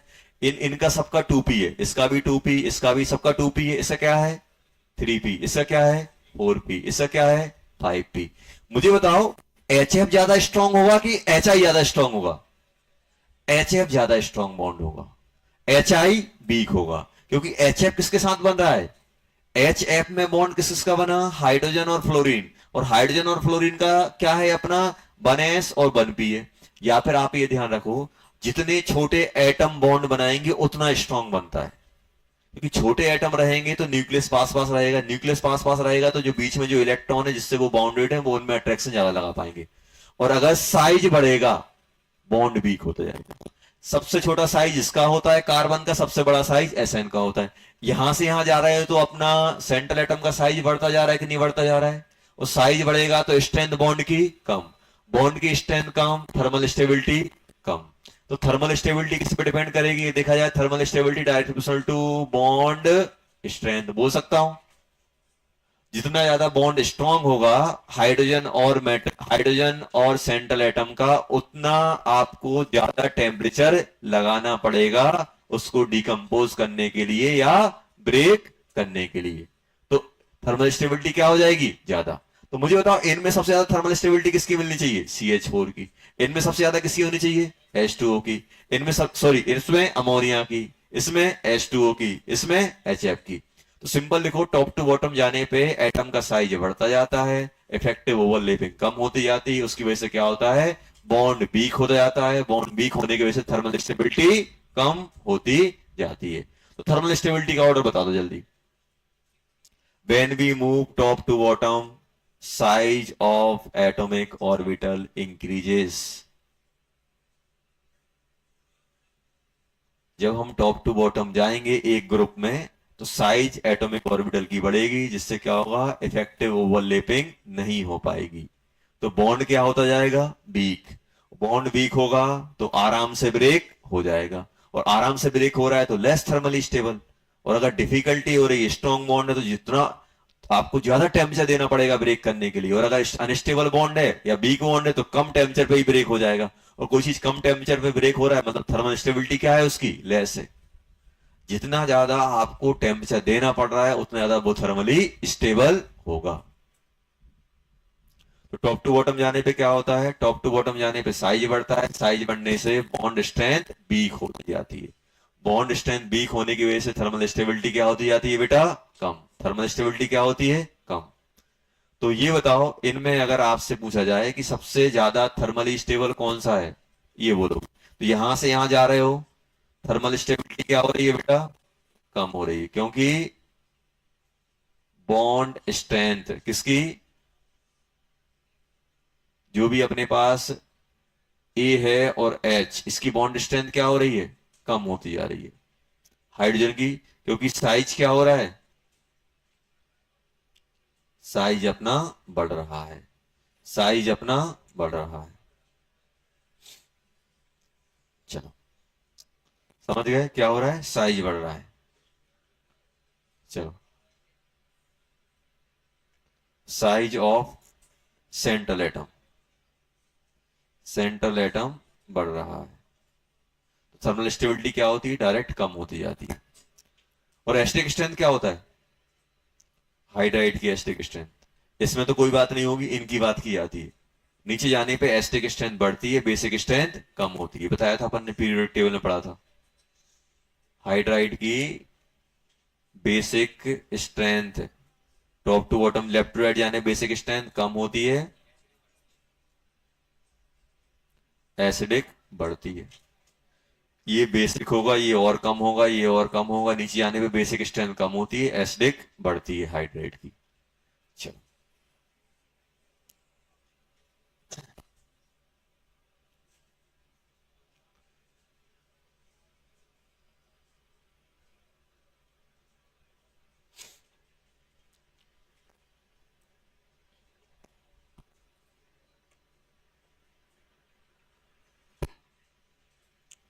लिख लिया,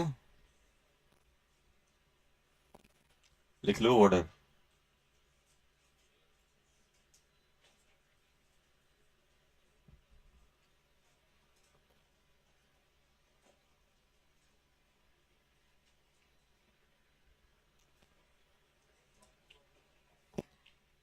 ये टॉप टू बॉटम ही तो है। हाँ, यहां से यहां जा रहे हो, यहां से यहां जा रहे हो, ये टॉप टू बॉटम ही है, सबसे टॉप पे ये मिलेगा, सबसे बॉटम पे ये मिलेगा। बेसिक स्ट्रेंथ कम होती है, एसिडिक स्ट्रेंथ बढ़ती है। सही लिखा है।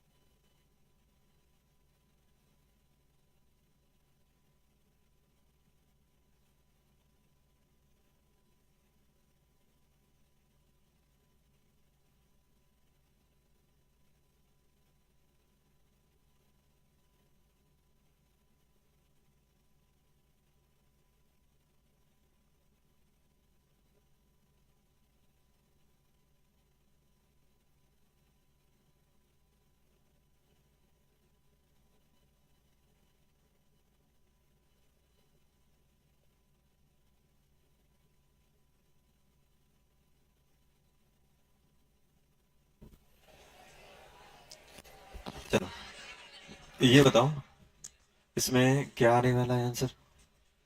हो गया, लिख लिए थे? चलो, नेक्स्ट अपन बात कर रहे हैं।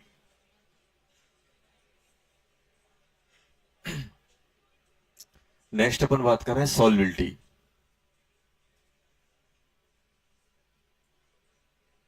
इन H2O लिक्विड।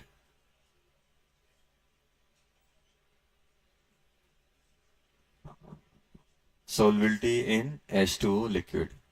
तो इन जनरल अपन ये सॉल्विलिटी की ज्यादा बात की जाती है अपने ऑर्गेनिक कंपाउंड में, ज्यादा बात की जाती है। किसमें बात की जाती है? ऑर्गेनिक कंपाउंड में। देखो, जैसे आपसे बोला जाए पहला CH4, और आपको इसमें कंपेयर करना है CH3OH में कौन सा वाटर सॉल्युबल है। और मुझे ये पता है कि ये जो अपने कंपाउंड होते हैं जिनके पास OH टाइप के ग्रुप होते हैं, ये क्या करेगा? ये OH ग्रुप क्या करेगा? वाटर के साथ H2 के साथ क्या करेगा? हाइड्रोजन बॉन्ड बनाएगा। क्या बनाएगा? H bond. H बॉन्ड बनाएगा कि नहीं बनाएगा? वाटर में भी ऑक्सीजन है, हाइड्रोजन है, इसमें भी ऑक्सीजन हाइड्रोजन है, तो ये आपस में क्या बनाएंगे? Hydrogen bonding. तो ये आपके वाटर में डिजोल्व होंगे due to hydrogen bonding. Hydrogen bonding की वजह से डिजोल्व होंगे। अब इसमें क्या कोई हाइड्रोजन बॉन्डिंग है? नहीं है। तो क्या ये वाटर में डिजोल्व होने वाला है? नहीं होने वाला। तो इन जनरल होता क्या है, ध्यान से सुनना इसको अपन ऐसे, ये आपका, अगर आपसे बोला जाए कि ये वाटर में डिजोल्व होगा, क्या नहीं होगा? ये अपना वाटर में डिजोल्व हो जाएगा due to hydrogen bonding with water. Due to H bonding with water. तो आपसे पूछा जाए पहला क्वेश्चन ये बताओ कि यार एक मेरे पास ये CH3 एक मेरे पास ये CH3CH2OH, और एक है CH2CH2OH। ये है मेरे पास। अब मुझे इनमें बताओ कि इनमें हाइड्रोजन बॉन्डिंग किसमें ज्यादा हो रही होगी, पहले वाले में कि दूसरे वाले में? दो दो OH लगे हैं तो दो दो वाटर के साथ हाइड्रोजन बॉन्ड बनाएंगे, तो ये ज्यादा डिजोल्व होगा, ये कम होगा, ये हो ही नहीं रहा होगा। तो सॉल्विलिटी क्या आ जाएगी अगर हम लिखें? ये आ जाएगा सॉल्विलिटी, ये आ जाएगी। सॉल्विलिटी किसकी ज्यादा होगी?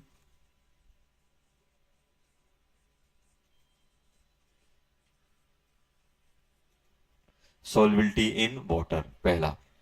दूसरा दूसरा समझ में आया? नंबर ऑफ OH बढ़ते जाएंगे, नंबर ऑफ OH बढ़ते जाएंगे, वाटर में सॉल्विलिटी बढ़ती जाएगी, क्योंकि नंबर ऑफ हाइड्रोजन बॉन्ड ज्यादा आते जाएंगे।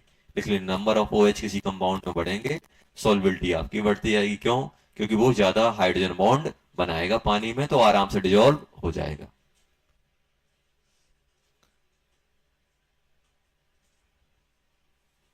Number of OH increases, number of alcoholic group increases, OH group increases, solubility increases.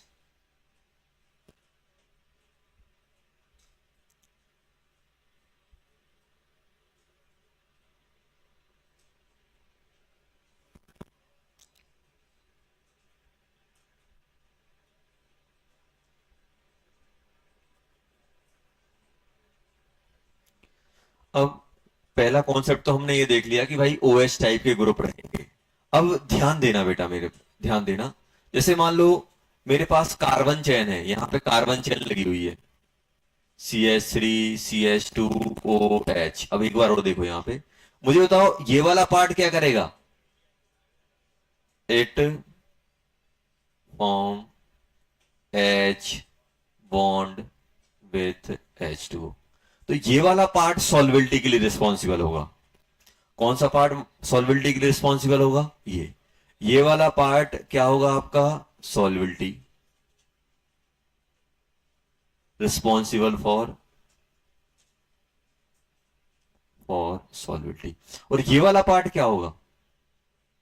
ये वाला पार्ट वाटर से इंटरेक्ट करेगा। ये कौन सा पार्ट है? Polar part. और ये कौन सा है? Non polar. तो ये वाटर से क्या करेगा? ये H2O को it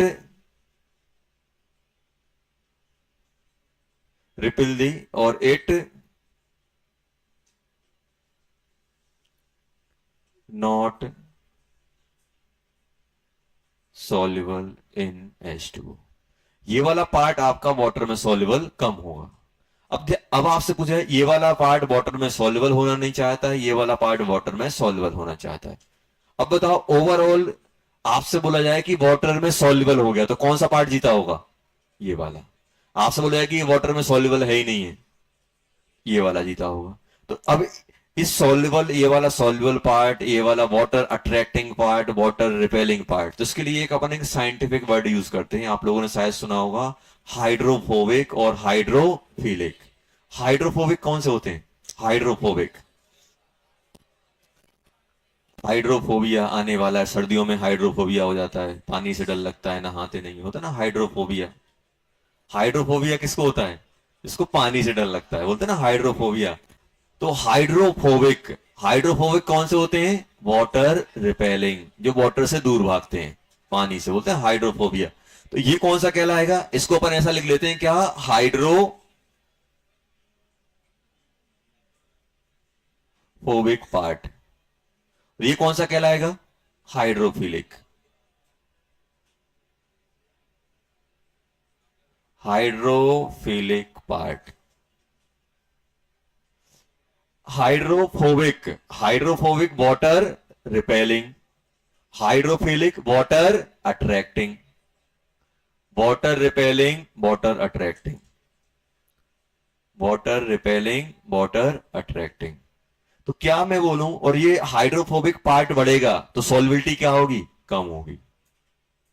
number of carbon increases, सॉल्विलिटी क्या हो जाएगी? डिक्रीजेस, क्योंकि ये नॉन पोलर पार्ट होता है। तो यहां पे क्या मैं, यहां क्या, यहां मैं ये लिख सकता हूं, नंबर ऑफ कार्बन इंक्रीजेस,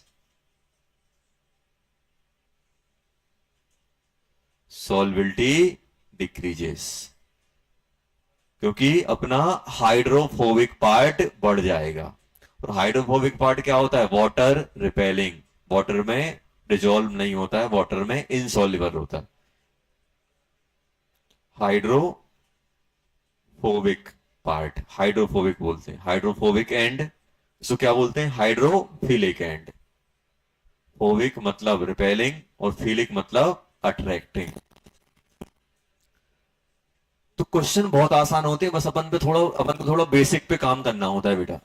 अब जैसे मैं आपसे पूछ रहा हूं यार ये बताओ, इसमें सबसे ज्यादा सॉल्युबल कौन होगा? जैसे मैं आपसे बोल रहा हूं CH3OH, CH3CH2OH, CH3CH2CH2OH, ऐसा आएगा, ऐसे दे दिया, CH3CH2CH2CH2OH, ये आएगा कि नहीं आएगा?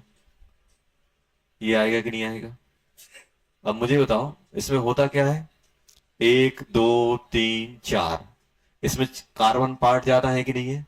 और कार्बन पार्ट ज्यादा है तो ये बताओ इसमें क्या हुआ?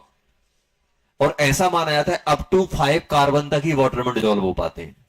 अगर OH लगा हुआ है, यहां पे OH लगा हुआ है, और यहां पे जो कार्बन कार्बन होते हैं वो कितने होते हैं? Up to fifth, up to 5 carbons are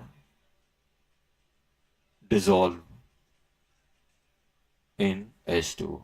in general ये बोला जाता है 5 कार्बन तक ही डिजोल्व हो पाते हैं, 5 के बाद छठा सातवां सॉल्विलिटी कम होती आती है। यहां से यहां जाओगे तो सॉल्विलिटी बढ़ेगी कि कम होगी? कम होगी, सॉल्विलिटी डिक्रीजेस। आए समझ में? ऐसे पूछ लिए जाएंगे। अब जैसे मान लो मैं आपसे ऐसा बोल रहा हूं, ये बताओ ये वाला,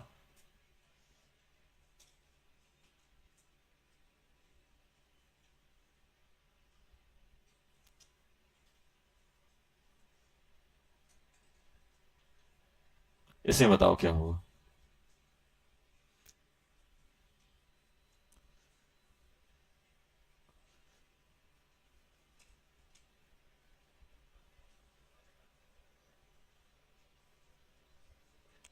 जल्दी बताओ।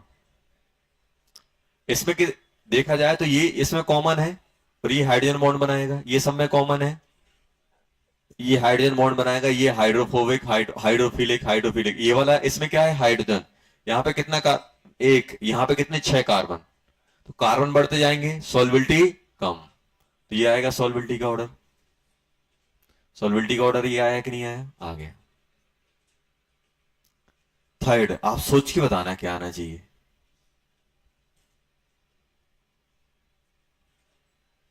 आर मतलब होता है एल्काइल, कार्बन ग्रुप को आर से रिप्रेजेंट करते हैं, जिसको हम क्या बोलते हैं, एल्काइल।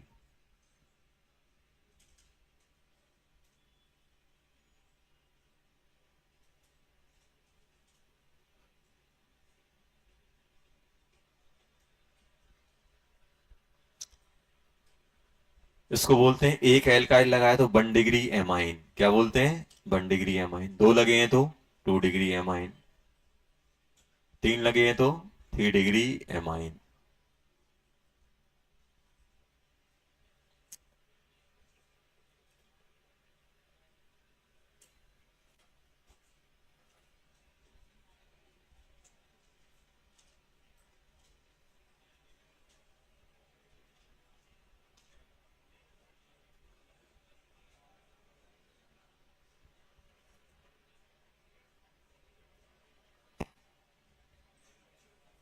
हटा।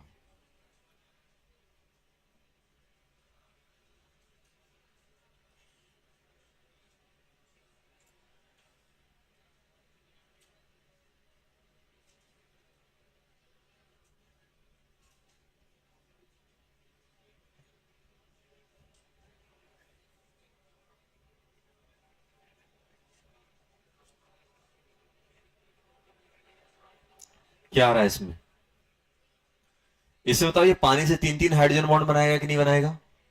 इसमें कितने बना पाएगा, दो। एक, देखो एक आर ग्रुप आया, हाइड्रोफोबिक पार्ट भी आ गया और हाइड्रोजन बॉन्डिंग भी कम हो गई। इसमें तीन तीन हाइड्रोजन हाइड्रोजन बॉन्ड बनाने के लिए तैयार है पानी से। ये पानी के साथ हाइड्रोजन बॉन्ड बनाएगा, ये भी बनाएगा, ये भी बनाएगा, और इसका लॉन पेयर भी बनाएगा। बनाएगा कि नहीं बनाएगा। इसमें कितने हाइड्रोजन बॉन्ड मिलेंगे, एक दो तीन चार। इसमें कितने मिल पाएंगे, एक लॉन पेयर, दो, तीन। एक तो दिक्कत क्या है, हाइड्रोजन बॉन्ड भी कम हो रहे हैं और हाइड्रोफोबिक पार्ट भी बढ़ता जा रहा है, कार्बन ग्रुप। इसमें कितने कार्बन ग्रुप हो गए, दो। इसमें हाइड्रोजन बॉन्ड चार आएंगे, इसमें तीन आएंगे, इसमें दो आएंगे, इसमें एक ही आएगा। हाइड्रोजन बॉन्डिंग कम होती जा रही है, मतलब हाइड्रोफिलिक वाला जो रीजन है वो कम होता जा रहा है और हाइड्रोफोबिक वाला बढ़ता जा रहा है, तो सॉल्बिलिटी क्या होगी, कम। ये सॉल्बिलिटी का ऑर्डर आ जाएगा। और ये भी बोला जाता है कि जितने भी आपके oxo acids form H bond in H bond with water in aqueous solution, जितने भी आपके ऑक्सो एसिड जानते हैं किसको बोलते हैं, जिसमें अपने ऐसे कुछ होता है, ओ एच होता है, जैसे अपने पास ये कार्बोक्सिलिक एसिड हो गया, जैसे ये हो गया अपना H C double bond O, O H. ये क्या करेगा, पानी के साथ जाके हाइड्रोजन बॉन्ड बनाता है। जिसके पास भी ओ एच रहेगा उनको अपन ऑक्सो एसिड बोलते हैं। सल्फ्यूरिक एसिड, नाइट्रिक एसिड, इन सब में ओ एच होता है। फॉस्फोरिक एसिड हो गया, आपके पास जितने भी एसिड होते हैं सब में ओ एच होता है। वो क्या करते हैं, वाटर से हाइड्रोजन बॉन्ड बनाते हैं, क्योंकि वाटर के पास भी लोन पेयर हाइड्रोजन है और इन एसिड के पास भी लोन पेयर और हाइड्रोजन है।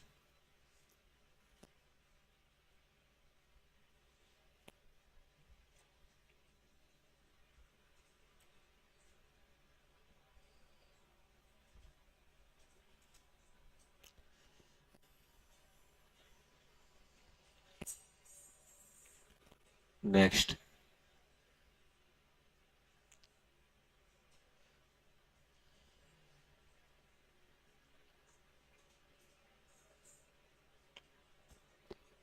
ऑक्सो एसिड किसको बोलते हैं, ऑक्सो एसिड उनको बोलते हैं जो आपके ओ एच ग्रुप कंटेंट करके रखते हैं।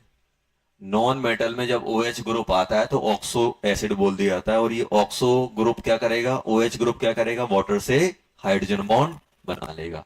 तो आपने देखा होगा जितने भी एसिड होते हैं वाटर में आराम से डिजोल्व हो जाते हैं। क्यों हो जाते हैं, क्योंकि वाटर में वो हाइड्रोजन बॉन्ड बना लेते हैं।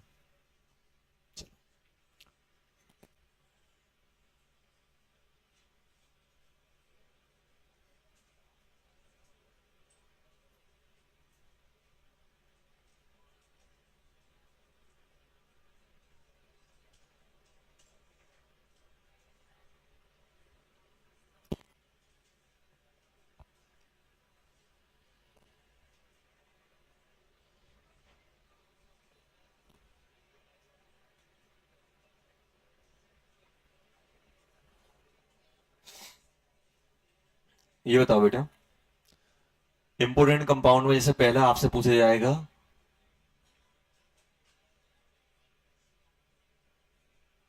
कार्बोक्सिलिक एसिड फॉर्म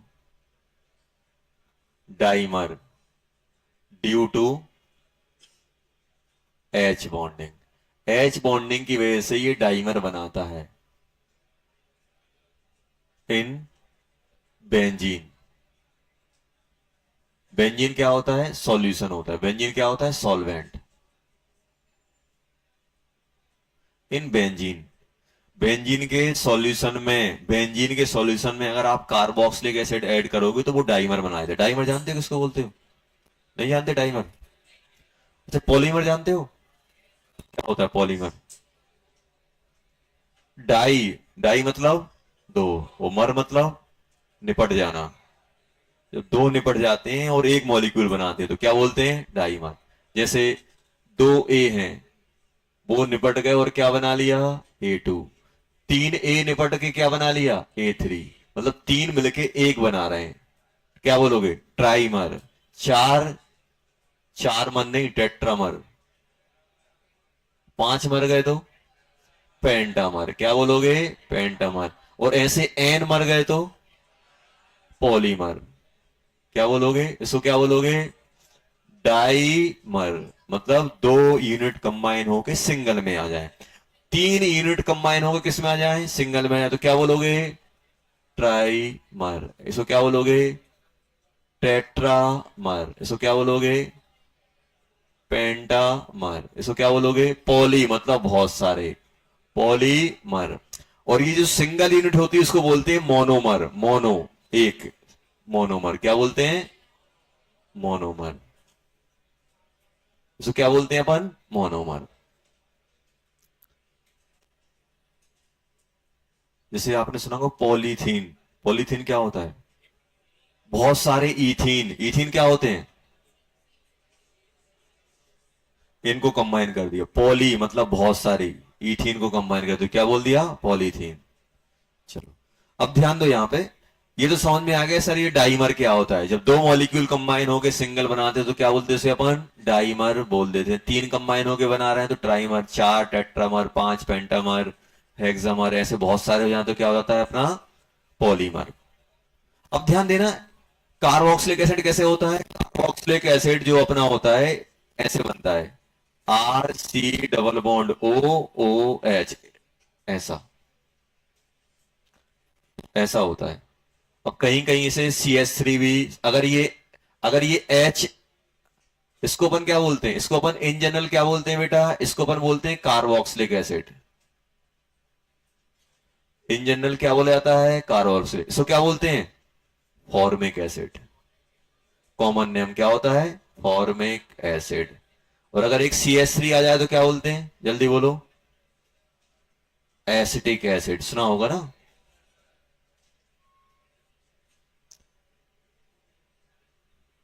विनेगर वगैरह सुना होगा, 10th में पढ़ा होगा। तो होता क्या है, ये आपका किस किस फॉर्म में एग्जिस्ट करता है? बेंजीन में डाइमर के फॉर्म में। कैसे डाइमर बनाता है ध्यान देना, कैसे हाइड्रोजन बॉन्डिंग करता है? RC double bond OOH, COH double bond OR, ऐसे बनाता है। ये आपको क्या करेगा? ऐसे, एक इसके साथ, एक इसके साथ, ऐसे बनाएगा। ये डाइमर हो गया कि नहीं हो गया? इस वाले OH ने इसके ऑक्सीजन के साथ बनाया और इसके OH ने इसके साथ बनाया, तो ऐसा डाइमर बनता है। ऐसा डाइमर बनता है। पहला ये हो गया।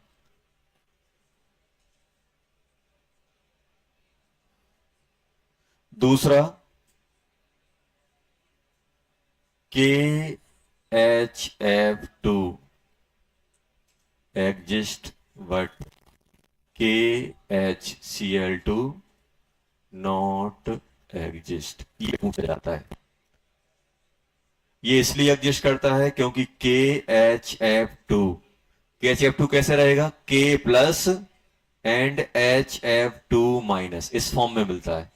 ये इस फॉर्म में मिलता है, लेकिन अपना K प्लस और HCl2 माइनस के फॉर्म में नहीं मिलता है। ये इसलिए मिलता है क्योंकि ये हाइड्रोजन बॉन्ड के through strong hydrogen bond HF ऐसा है अपने पास, ध्यान देना, FH और F नेगेटिव है कि नहीं है। फ्लोरीन के पास लोन पेयर है और इस पे डेल्टा पॉजिटिव है, तो ये हाइड्रोजन बॉन्ड बना देगा। तो ये जो फ्लोरीन होता है स्ट्रॉन्ग हाइड्रोजन बॉन्ड से कनेक्ट हो जाता है। क्या क्लोरीन के केस में हाइड्रोजन बॉन्ड हो सकता है? नहीं होगा। क्लोरीन के केस में ये हाइड्रोजन बॉन्ड नहीं बनता है, इसलिए इस फॉर्म में नहीं मिलता है। तो ये अपना किस फॉर्म में मिलेगा? ये अपन को मिलेगा K plus and HF2 minus, और KHCl2 इस फॉर्म में नहीं मिलता है, कंबाइन फॉर्म में नहीं मिलता है। किससे मिलता है? KCl plus HCl। और ये किससे मिलेगा? ऐसे करके मिलेगा, दो फ्लोरीन और एक हाइड्रोजन। तो इसमें किस टाइप का बॉन्ड होता है? Hydrogen bond. इसमें क्लोरीन का हाइड्रोजन हाइड्रोजन बॉन्डिंग के लिए एलिजिबल नहीं होता, इसलिए हाइड्रोजन बॉन्ड के थ्रू कंबाइन नहीं हो पाए। कंबाइन नहीं होगा तो ये मॉलिक्यूल अलग रहेगा और KCl अलग रहेगा। ये जो Cl है इसके साथ हाइड्रोजन बॉन्ड नहीं बना पाएगा, लेकिन इसका जो ClF था इसके साथ हाइड्रोजन बॉन्ड बना लेगा। तो ये तीनों की यूनिट एक साथ हो जाएगी, लेकिन इनकी दोनों की यूनिट अलग अलग रहेगी। चलो थर्ड, बस लास्ट और है थर्ड। थर्ड है अपने पास बेटा क्लोरल हाइड्रेट। ये ऐसा रहता है Cl3C OH2 का होल ट्वाइस H।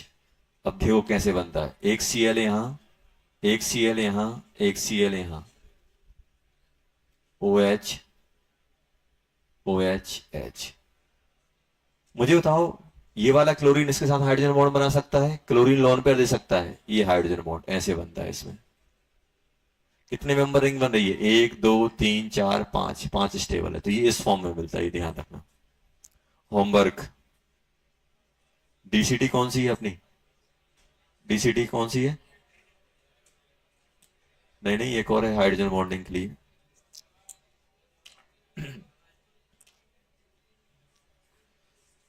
आपको DCT करनी है कौन सी? DCT 11। DCT 11 में कुछ कुछ क्वेश्चन होंगे जिसमें ऑर्गेनिक कंपाउंड के नाम यूज हो रहे होंगे, उनको छोड़ देना। उनको मैं क्लास में करवा दूंगा आपको स्ट्रक्चर बना के, क्योंकि अभी जब अपन ऑर्गेनिक पढ़ेंगे तो तब नाम सीख लेंगे। बाकी कर लेना,